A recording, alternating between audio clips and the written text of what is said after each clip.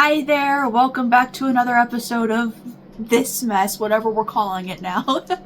So, what is it today? Today is January 4th. This is a very late end of 2024 reading recommendations thing. I got that whatever the hell lingering thing is going around, and for a while I had no voice, and then when I did have a voice, my oldest son said I sounded like a swamp hag. So it wasn't anything that was conducive to making a video that you would want to watch or listen to. Feeling much better. Hi. I might need to cough a couple times or clear my throat because we're still phlegmy here. But how are you doing? I hope the holidays treated you well. I hope you are going into the new year with some hope, some optimism. We're trying.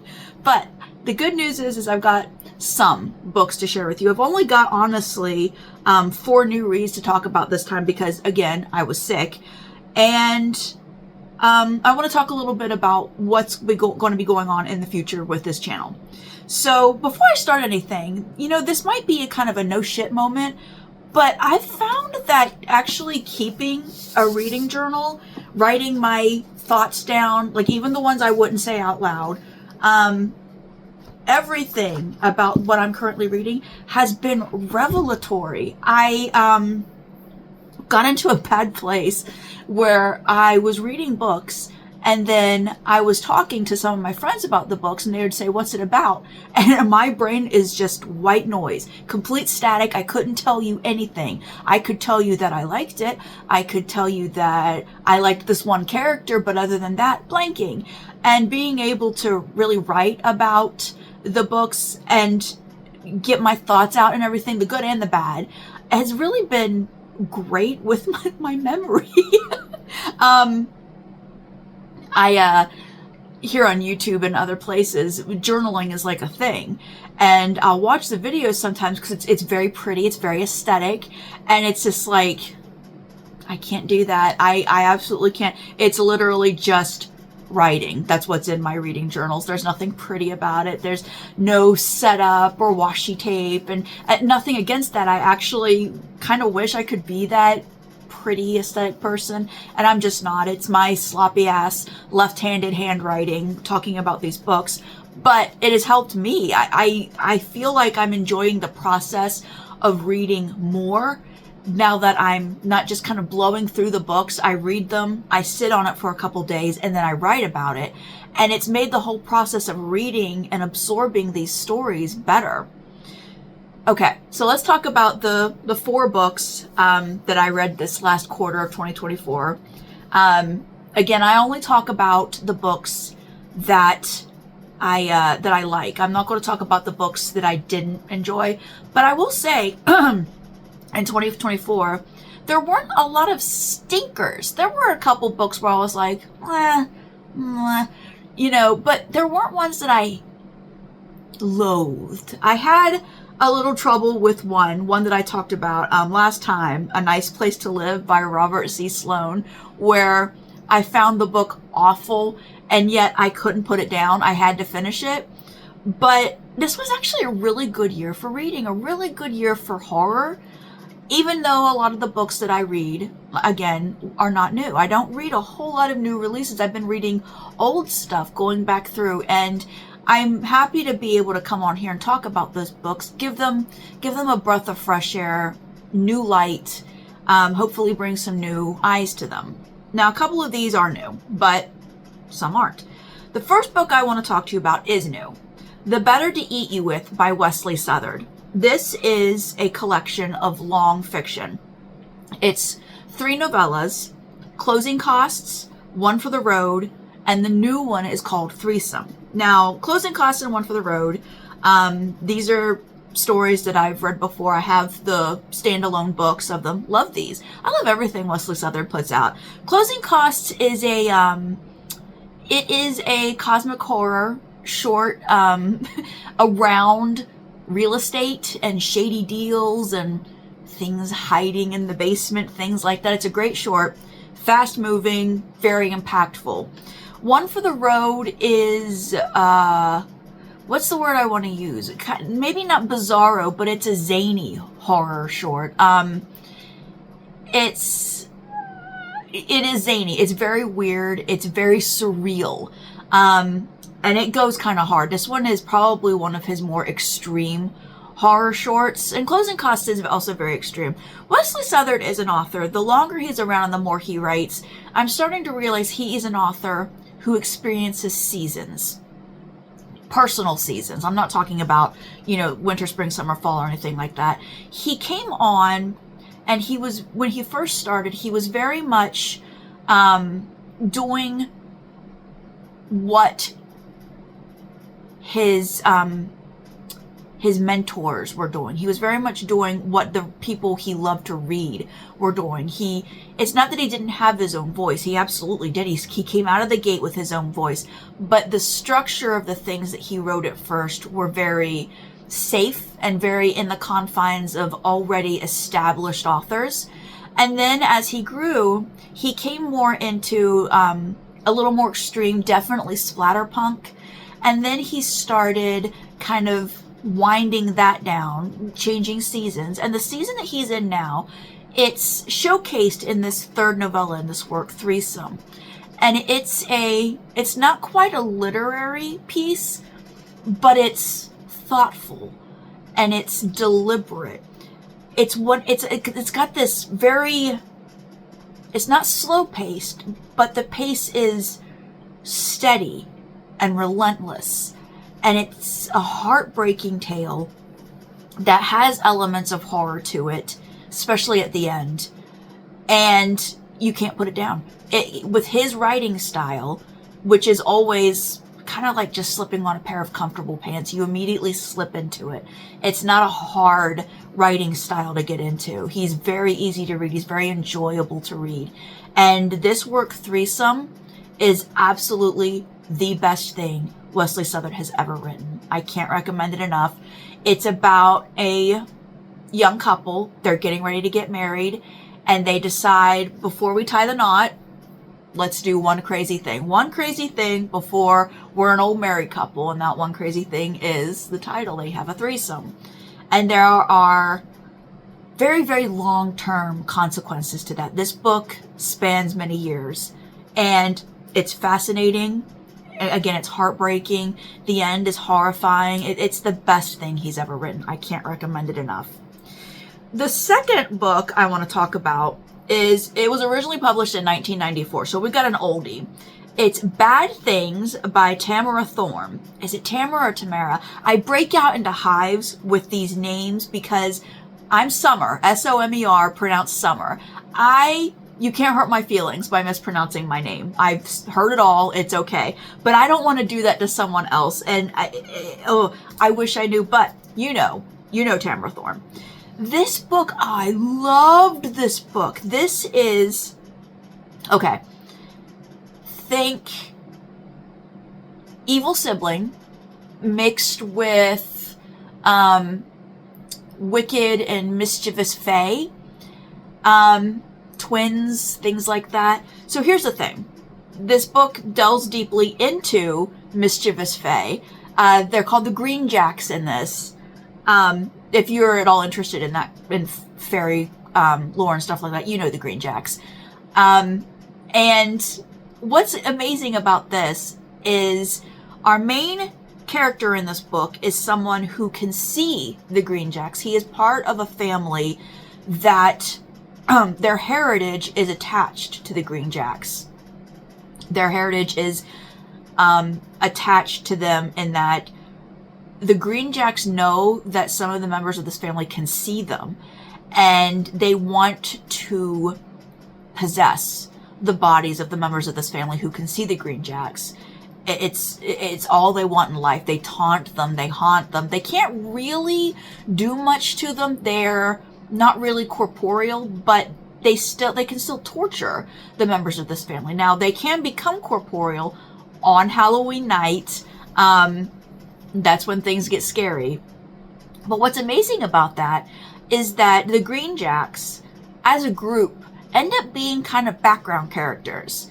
And our main villain, I'm not going to give away too much, I have to be careful, our main villain, there's just one main villain, even though there are a lot of bad people in this. So it's a thick book, and again, from 1994, it reads a lot like from that era. This book does have its flaws, even though I loved it. I loved the ending. I loved everything about it. But this book, it's a mess. It has a whole romantic storyline that doesn't really play out. You could have cut out the whole romantic storyline. You could have cut out the whole romantic character out, and it would make absolutely no difference to the story. It actually ended up feeling superfluous. And this book also suffers from the middle sag, where we've got a lot happening, and then we hit the middle, and it slows way, way down. There's too much exposition. There's problems with this book. But despite all that, it's an amazing story. I loved every second of it. Book number 3, also kind of an older one, is Thrall by Mary SanGiovanni. I've known Mary for a few years now, and I've done some events with her. And up until maybe the last 2 years, Thrall was always the book she recommended first to people. When people would say, where should I start with you, Mary? What book of yours should I start with? I've never read you before. What should I start with? It's almost always try Thrall. Thrall was obviously her baby. Thrall was obviously one that she feels deserves the most eyes. And let me tell you, I get it now. This book, it took me way too long to get to it. This book is so freaking good. So it has hints of Silent Hill to it, but crazier. This book, Thrall, is like Silent Hill's much more complicated and dangerous big sister.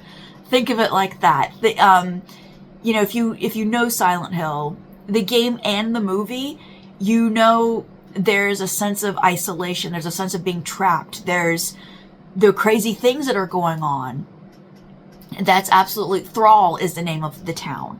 It is a town where someone has to go in and save who they love. They save their loved ones. There is a sense of crawling through hell to bring back the ones you love. And it is a cosmic horror story, and it does get crazy. As with all the best cosmic horror stories, things like physics and fixed points no longer exist in this world. Things go completely unhinged, completely off the rails, very surreal. The characters, the monsters and stuff are always, I think Mary does that so well with the creepy monsters and things like haunted paintings, things like that. It's a wild ride. Like, don't relax, because there are no slow parts. Very, very good read. Totally recommend. The next one, the last one that I can talk about, is another new one. Newish, but new. It came out in 2024. Madness and Greatness Can Share the Same Face by Amanda Headlee. And I think Amanda Headlee is a fantastic writer. She's a fantastic storyteller. She's a fantastic wordsmith. This is a collection of short stories, and they're all smart, and they're all dangerous. And the thing is sometimes collections have themes. They're held together by a common core theme. Sometimes they're not. And this one, I wouldn't say that it is held together by a common core theme, but there are things that run through the stories. And I don't know if that's on purpose or if it's a happy coincidence, but it's nice saying, hey, this was in that other story. The stories themselves are varied in tone. They can be horrifying and fast-paced, or they can be a little more quiet, and sometimes they're just painful stories to read. Not painful like, ugh, but like breaking your heart. A writer that can thoroughly hurt you like that is a master of their craft. Definitely recommend. So, before I move on to other stuff, I want to talk about a book that I talked about maybe in the first quarter of this year, read it way back like a year ago. And I did not see this book get any attention online. That might be because I'm not online a whole lot, but it might just be because it just didn't get the attention it deserved. So the book is The Wicker Witch by Cheryl Lowe. This book is easily top 3 reads this year. I loved everything I talk about on this channel. And I'm not going to do a ranking, but because I loved everything. But this book rocked my world.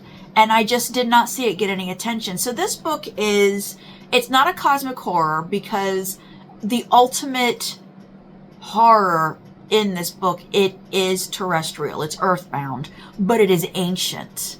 And it's about, think Appalachia, think stuck on a mountain, think old blood feuds between families, think isolation, think trapped.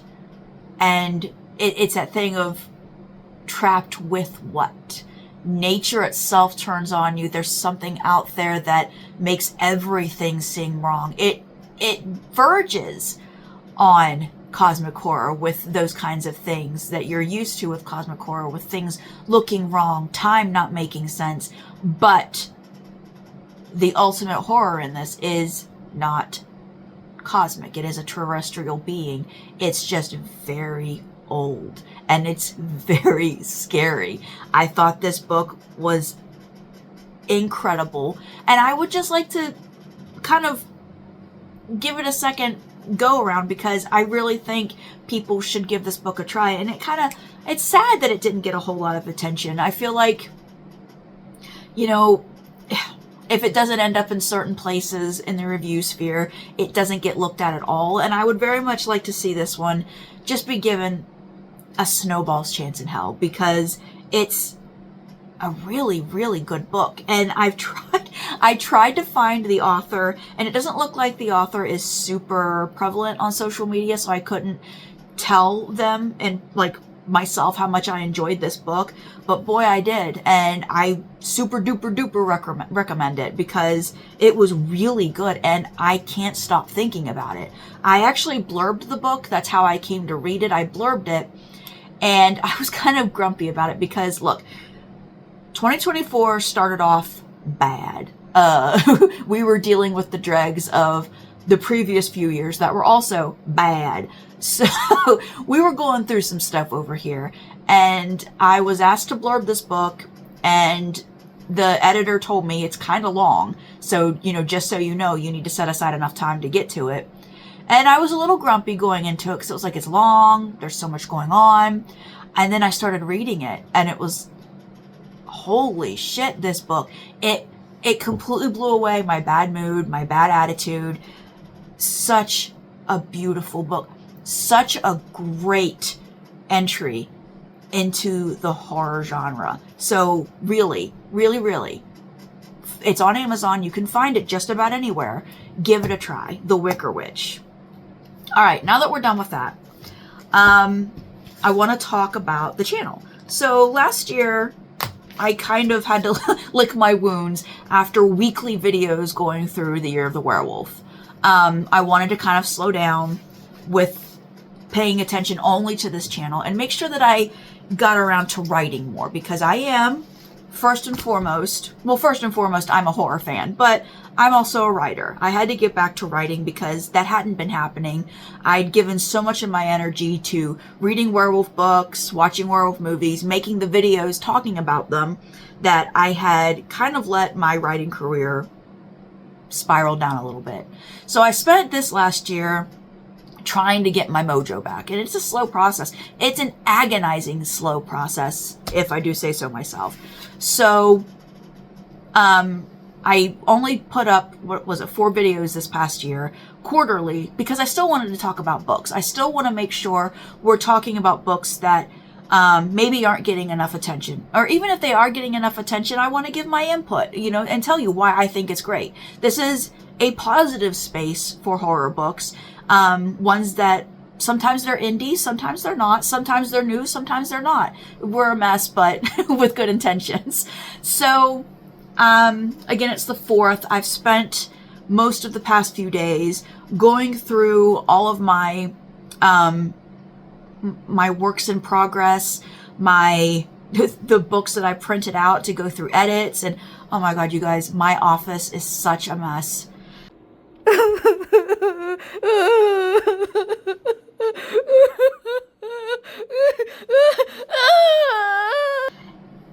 And I'm getting organized to try to start trying to get my mojo back, because we're still working on it. 2024 was a good year. We had some good releases. We had some good news. And I want more of that in 2025, maybe even more words down. So we're still going to focus more on that. But I think I'd like to try to post here just a little more often, not weekly, but maybe monthly. And even if I'm only coming on and talking about one book or maybe 2 books, we'll talk about them more in depth. So I'm not just making lists. Maybe if I'm watching movies, which also I haven't been, there's all kinds of werewolf movies that are coming out. And I think we'll start trying for monthly videos here on the channel for the year 2025. Now, if you follow me on social media, maybe you saw that I had mentioned, I updated my list of werewolf books that I haven't read yet and would like to read. And the list is like 128 books. And I don't know if you've noticed, but werewolves are having a moment in the movie world. So there are lots of werewolf movies that are coming out soon. And I thought, oh God, do I have to do another Year of the Werewolf? And here's the thing, that's not off the table. It's off the table for 2025, but it's not off the table fully. We may still do it. I am a mad woman. We may do that again, but we're not doing it this year. My TBR pile, like I'm looking at it, it's right over there. It is still a mess, and I'm sure I will keep adding to it as the year goes on. So we're going to keep chipping away at that, doing the kind of aimless thing we did in 2024, where sometimes they're new releases, sometimes they're not. It's just books that I like and want to talk about. So hopefully you'll stick around for more of that. I'm open for, if you read a book that rocked your world and you want to tell me about it, tell me about it. I love that kind of shit. Now, if you're looking for someone who posts more often, I'd like to recommend my friend Eric Smith's channel. I'll post it below. He does the low budget review channel. And it's like this. It's very simple. It's a person and their cell phone filming videos, but he posts weekly, and he posts about more than just books. He posts about games. He does reading remembrances. It's a great channel to subscribe to, and his videos are always really great, but he will talk more in depth about the books he read, why he liked them, what he really thought of them. He talks a little more about them than I do, because I don't know why I'm cagey about it. It's a thing. I'm a cagey person, I guess. But Eric Smith, follow his channel. I'll link it below. And I hope this year brings good reading to you. That's what I'll say. I hope you read lots of good books. I hope you watch lots of good movies. And we'll talk about some of them together, hopefully. So onward and upward. It's January 4th again. Maybe we'll try to do something where we do the end of the month. So maybe in a couple weeks I'll be back with another book to talk about. Until then, thanks for being here. If you're interested in subscribing, subscribe. If not, you'll see when I come up. If you want to follow me on social media, I'm on Blue Sky. That's probably where I'm going to be most active from now on, but I am on Facebook. I don't know if I'll accept your request because it's getting weird over there. I'm also on Instagram, but really, if you want to follow me on social media, hit me up on Blue Sky. You can follow me whether I like it or not. But if you like these videos, subscribe to the channel. You'll see when I do something new, and we can talk about books together. All right, bye.